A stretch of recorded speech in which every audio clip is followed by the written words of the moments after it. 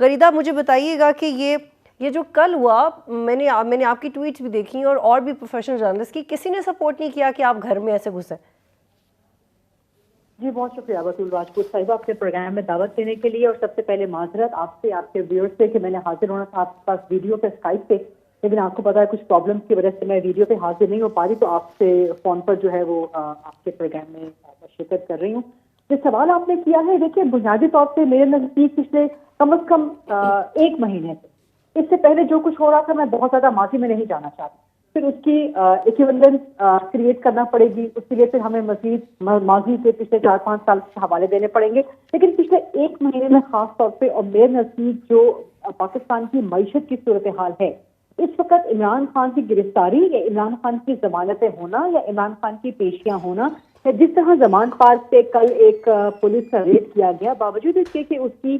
ایک legal ground موجود تھی اور اعتراض دہشت گردی کی عدالت نے وارنٹ جاری کر رکھے تھے، لیکن اس وقت پاکستان کی یہ مسائل نہیں ہیں، اور خاص طور پہ جیسے آپ نے بھی کہا کہ عمران خان خود دعوت دے چکے ہیں کہ میں سب سے بات کرنے کے لیے تیار ہوں۔ لچک ان کے موقف میں ضرور آئی ہے، اور یہ اس وقت آئی ہے کہ جب عدالت میں پیش کرنے کے لیے ان کے گھر پہ گرفتاری کے لیے اسلام آباد کی پولیس گئی تھی، تو خان صاحب کو بھی احساس ہو گیا کہ سسٹم جو ہے انہیں کسی بھی صورت کوئی ریلیف دینے کو تیار نہیں ہے، انہیں عدالتوں کے سامنے پیش ہونا پڑے گا۔ لیکن سارا دن بطول آپ اور میں جو ٹیلی ویژن اسکرین پہ تماشا دیکھتے رہتے ہیں، ہماری اس وقت پریفرنس رہی ہی نہیں، بالکل بھی نہیں ہے کہ اس وقت معیشت کی صورتحال کیا ہے۔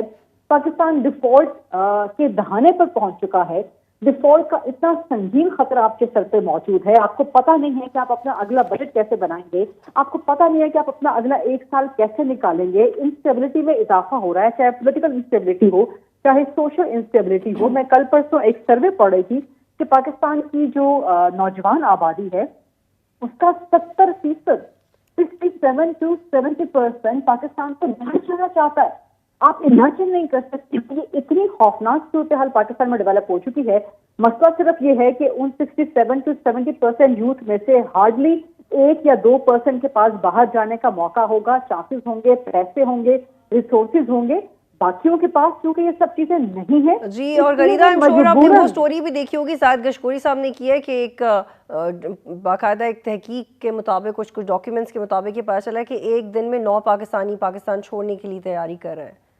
جی بالکل، اور یہ میں آپ سے وہ بات کر رہی ہوں نا کہ ان 9 پاکستانیوں میں کسی ایک کے پاس ریسورسز ہوں گے، پیسے ہوں گے، وسائل ہوں گے، موقع ہوں گے، تو وہ چلا جاتا ہے پاکستان سے باہر۔ باقی 8 مجبوری میں رہ رہے ہیں، وہ یہ نہیں کہ پاکستان میں ان کے پاس موقع بہت اچھے ہیں جو وہ بائی چوائس پاکستان میں رہ رہے ہیں۔ تو یہ پاکستان کے اصل مسئلے ہیں، اور گورنمنٹ کی صورتحال آپ دیکھ لیں کہ سارا دن وہ پریس کانفرنس کرتے رہتے ہیں، 7-8 وزیر ان کے حکومت کے پریس کانفرنس کرتے ہیں، ان کا موقع کیا ہوتا ہے، ان کا موضوع کیا ہوتا ہے، عمران خان کے گرد سب کچھ گھوم رہا ہوتا ہے۔